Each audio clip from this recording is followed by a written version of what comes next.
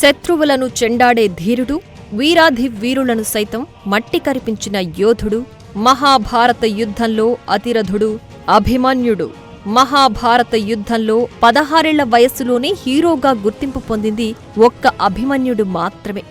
మనం పద్మవ్యూహం అనే పదం విన్నప్పుడు మనకు టక్కున గుర్తొచ్చే పేరు అభిమన్యుడు. ఆది పర్వంలోని సంభవ పర్వంలో అభిమన్యుని పుట్టుక, అతని అకాల మరణం వెనుక ఉన్న కారణం గూర్చి ఉంది. ఓసారి స్వర్గలోకంలో దేవతలు సమావేశమవుతారు. భూమి మీద పాపాలు పెరిగిపోయాయని, దుష్టులను శిక్షించడానికి విష్ణుమూర్తి కృష్ణుడిగా అవతరిస్తున్నాడని, మన దేవతలు కూడా తమ అంశలతో మానవులుగా అవతరించి మహాభారత యుద్ధంలో పాల్గొని దుర్మార్గులను శిక్షిస్తారని చెప్పుకుంటుంటారు. అప్పుడు చంద్రదేవుడైన సోమనీ కుమారుడు వర్చస్సును కూడా భూలోకంలో అభిమన్యునిగా జన్మించమని ఇంద్రుడు కోరతాడు. తన కొడుకుని చూడకుండా ఉండలేని చంద్రుడైన సోముడు తన కొడుకు అభిమన్యుడిగా 16 మాత్రమే భూలోకంలో జీవిస్తాడని, తర్వాత చనిపోయి వర్చస్సుగా తిరిగి తన వద్దకు వస్తాడనే షరతుపై ఒప్పుకుంటాడు. అలా ఇతన పాండవ మధ్యముడు అయిన అర్జునుడికి, బలరామకృష్ణుల సహోదరి అయిన సుభద్రకు అభిమన్యుడిగా జన్మిస్తాడు. అర్జునుడు మొదట ఇతనికి అస్త్ర విద్యను బోధిస్తాడు. ఒకసారి అర్జునుడు సుభద్రకు పద్మవ్యూహంలోకి ఎలా ప్రవేశించాలో వివరిస్తున్నప్పుడు సుభద్ర గర్భంలో ఉన్న అభిమన్యుడు వింటుంటాడు. అది గ్రహించిన కృష్ణుడు అర్జునుని వారించి పద్మవ్యూహం నుంచి బయటకు రావడం చెప్పకుండా ఆపేశాడు. ఆ కారణంగా పద్మవ్యూహంలోకి ప్రవేశించిన అభిమన్యుడు తిరిగి పద్మవ్యూహం నుంచి బయటకు రావడం ఎలాగో తెలుసుకోలేకపోయాడు. పాండవులు శకుని చేతిలో జూదంలో తమ రాజ్యాన్ని ఓడిపోయి దుర్యోధనుడి షరతు ప్రకారం 12 సంవత్సరాల వనవాసం, 1 సంవత్సరం అజ్ఞాతవాసం కొరకు అడవులకు వెళ్లిపోతారు. అప్పుడు సుభద్ర తన సోదరుల రాజ్యమైన ద్వారకాలో ఉండి అభిమన్యుడిని పెంచింది. అభిమన్యుడు తన మేనమామలు బలరాముడు, కృష్ణుడి నుంచి, అలాగే తన తల్లికి దగ్గర బంధువు అయిన ప్రద్యుమ్నుడి నుంచి యుద్ధ విద్యను నేర్చుకుంటాడు. అనేక అస్త్రశస్త్రాలను ప్రయోగించడం తెలుసుకుని గొప్ప యోధునిగా తయారవుతాడు. అజ్ఞాతవాసంలో ఉన్న తన తండ్రి అర్జునుణ్ణి చూడ్డానికి విరాట రాజ్యానికి అభిమన్యుడు వచ్చి విరాటరాజు కుమార్తె ఉత్తరను చూసి ఆమెను పెళ్లి చేసుకోవాలని ఆశపడతాడు. చివరకు పెద్దల సహకారంతో అభిమన్యుడు, ఉత్తరల వివాహం జరుగుతుంది. వీరికి జన్మించిన వాడే పరీక్షిత్తు. మహాభారత యుద్ధం తర్వాత పాండవులకు మిగిలిన ఏకైక వారసుడు. అయితే మహాభారతం ఉత్తరును అభిమన్యుని ఏకైక భార్యగా పేర్కొనగా, తెలుగు జానపద సినిమా శశిరేఖ పరిణయం ప్రకారం అభిమన్యుడు ఉత్తరను వివాహం చేసుకునే ముందు తన మామ బలరాముడి కుమార్తె శశిరేఖను, ఈమెను వత్సల అని కూడా పిలుస్తారు, వివాహం చేసుకున్నాడు. ఈ కథ ప్రకారం అభిమన్యుడు ద్వారకలో ఉంటూ శశిరేఖతో ప్రేమలో పడ్డాడు. అయితే బలరాముడు దుర్యోధనుడి కుమారుడైన లక్ష్మణుడికి శశిరేఖను ఇచ్చి వివాహం చెయ్యాలనుకుంటాడు. శశిరేఖకు సాయం చెయ్యాలనుకున్న భీముడి కొడుకు ఘటోత్కచుడు శశిరేఖ వేషం వేసుకుని లక్ష్మణుడి చెయ్యి విరగ్గొడతాడు. కథలో అనేక మలుపుల తర్వాత కృష్ణుడి సహకారంతో అభిమన్యుడు, శశిరేఖలు అడవిలో పెళ్లి చేసుకుంటారు. అయితే ఇది కేవలం సినిమా వాళ్ల కల్పిత కథ మాత్రమే. మహాభారతంలో ఇలాంటి కథ ఏమీ లేదు. పాండవులు అజ్ఞాతవాసం ముగించుకుని తిరిగి వచ్చాక దుర్యోధనుడు వారి రాజ్యాన్ని వారికి తిరిగివ్వడానికి నిరాకరిస్తాడు. చివరికి ఇది కురుక్షేత్ర యుద్ధానికి దారితీస్తుంది. మహాభారత యుద్ధంలో భీష్ముడు మొదట కౌరవ దళ సేనాధిపతిగా నియమించబడతాడు. 16 వయస్సులోనే అభిమన్యుడు కురుక్షేత్ర యుద్ధంలో పాల్గొంటాడు. మొదట కోసలరాజు బృహద్బలతో జరిగిన యుద్ధంలో అభిమన్యుడు అతనితో తలపడి ఓడిస్తాడు. ఆ తరువాత భీష్ముడితో అభిమన్యుడు హోరాహోరీగా యుద్ధం చేస్తాడు. భీష్ముడి జెండాను విరగ్గొడతాడు. భీష్ముడిని బాణాలతో గాయపరుస్తాడు.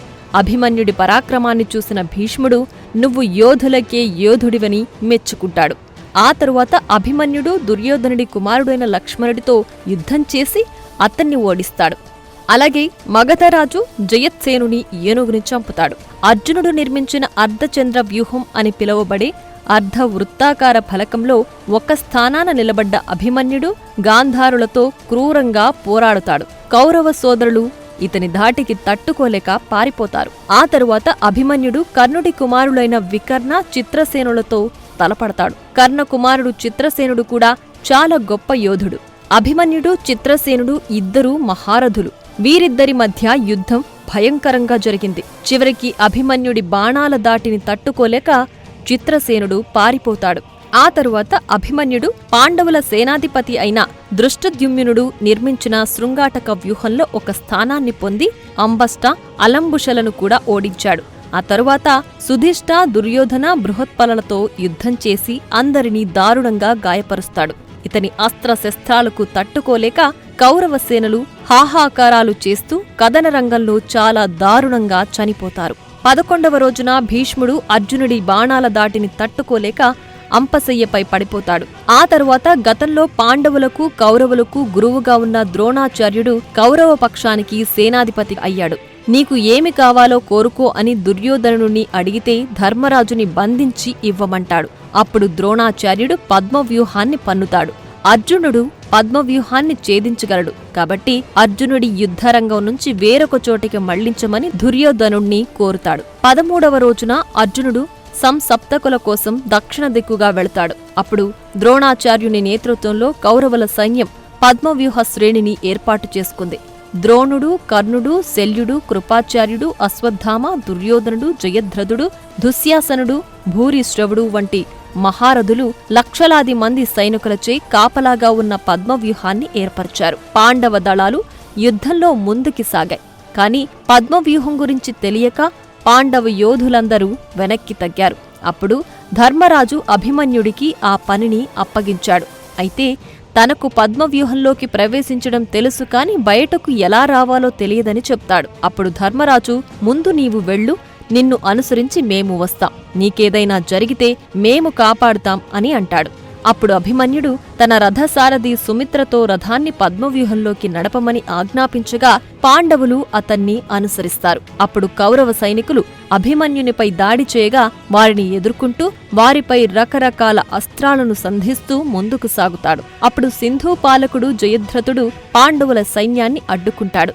ఒకసారి పాండవుల చేతిలో అవమానకరమైన ఓటమిని చవిచూసిన జయద్రథుడు తరువాత శివుడిని ప్రార్థించి ఒక వరం కోరుతాడు. శివుని వర ప్రభావంతో ధర్మరాజు, భీముడు, నక్కుల, సహదేవులతో పాటు పాండవుల పక్షాన ఉన్న యోధులందరినీ జయద్రథుడు పద్మవ్యూహం బయట ఎదుర్కొని వారు లోపలికి ప్రవేశించకుండా చేస్తాడు. అప్పుడు అభిమన్యుడు ఒక్కడే పద్మవ్యూహంలో ముందుకు సాగుతూ కౌరవ యోధులైన దుర్యోధనుడు, దుశ్శాసనుడు, ద్రోణుడు, అశ్వత్థామ, కర్ణుడు, శకుని లాంటి మహాయోధులతో యుద్ధం చేస్తాడు. వీరందరి మధ్య యుద్ధం భయంకరంగా జరుగుతుంది. అభిమన్యుని ధనుర్విద్య నైపుణ్యాలను చూసి కర్ణుడు, అశ్వత్థామ, ద్రోణుడు లాంటి యోధులు సైతం ఆశ్చర్యపోతారు. అభిమన్యుడు అస్మాక రాజకుమారుడు, శల్య సోదరులు రుక్మరథుడు, లక్ష్మణుడు, బృందాక, జయత్సేనుడి కుమారుడు బృహద్బల, అశ్వకేతువు, భోజ యువరాజు మార్తికావత, భూరిశ్రవుడు సహా అనేక మంది శత్రు యోధులను వధించాడు. అప్పుడు దుర్యోధనుడు తన కుమారుడు లక్ష్మణుడి మరణంతో కోపోద్రిక్తుడై అభిమన్యుని హత్య చేయడానికి పద్మవ్యూహాన్ని మార్చమని ద్రోణుణ్ణి కోరుతాడు. అప్పుడు శకుని యుద్ధ నియమాలను ఉల్లంఘించి అతనిపై ఏకకాలంలో దాడి చేద్దామని చెప్పగా ద్రోణుడు, కర్ణుడు, కృపాచార్యుడు, కృతవర్మ, అశ్వత్థామ, శకుని అనే 6 మహారథులు అభిమన్యునిపై దాడి చేస్తారు. అభిమన్యుడి చేతిలో ధనస్సు ఉన్నంత వరకు అతన్ని చంపలేమని భావించిన దుర్యోధనుడు కర్ణుణ్ణి అతని ధనస్సు విరగ్గొట్టమని చెబుతాడు. అప్పుడు కర్ణుడు దొంగచాటుగా అభిమన్యుడి చేతి ధనస్సును ఒక బాణంతో విరగ్గొడతాడు. వెంటనే కృపాచార్య, కృతవర్మలు అభిమన్యుడి రథసారథిని చంపుతారు. వారు అతని రథాన్ని పడగొడతారు. అతని రథంలోని గుర్రాలను సైతం చంపుతారు. అప్పుడు అభిమన్యుడు ఒక కత్తిని, డాలుని తీసుకుని వీరితో పోరాడతాడు. కాని అతని ఆయుధాలను అశ్వత్థామ మరియు ద్రోణుడు కత్తిని, డాలుని విరక్కొడతారు. వెంటనే మిగిలిన వారు అనేక బాణాలు వేసి అతన్ని గాయపరుస్తారు. ఆ సమయంలో అభిమన్యుడు అలసిపోయినప్పటికీ, నిస్సహాయంగా ఉన్నప్పటికీ తన రథచక్రాన్ని ఆయుధంగా ఉపయోగించి చాలామంది గాంధార సైనికులను హతమారుస్తాడు. దేవతలు సైతం ఆకాశంలో నిల్చుని అభిమన్యుడి పోరాటాన్ని వీక్షించారు. అంత గొప్పగా యుద్ధం చేశాడు అభిమన్యుడు. చివరకు దుశ్శాసనుడు తన గదతో దొంగచాటుగా అభిమన్యుడి తలపై కొట్టగా తీవ్ర రక్తస్రావమై కింద పడిపోతాడు. అప్పుడు జయద్రథుడు అభిమన్యుడి శరీరాన్ని కాలుతో తన్ని వీడు చచ్చాడు అంటూ వికటాట్టహాసం చేస్తాడు. మొత్తానికి అలా ఒక గొప్ప యోధుడు మహాభారత యుద్ధంలో చనిపోయి చరిత్రలో సువర్ణ అక్షరాలతో లిఖించబడ్డాడు.